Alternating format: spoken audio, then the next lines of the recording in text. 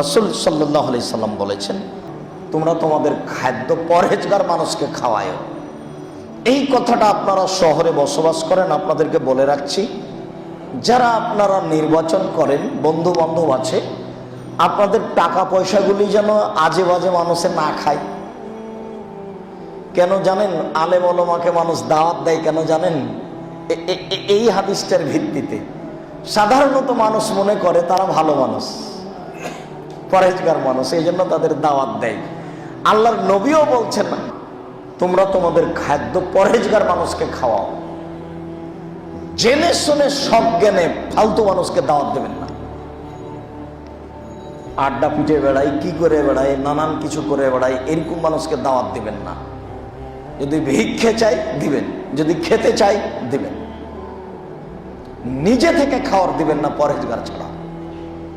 বুঝাতে পারলাম না?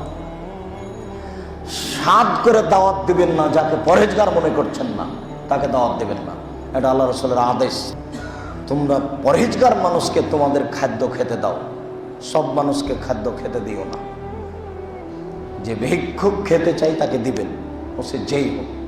যার জন্য তো ওই জুমায় বলে গেছি, ভিক্ষুক যদি মদ খায় তবু আপনি তাকে যাকাত দিয়ে দেন, চাইতে এসেছে দিয়ে দেন।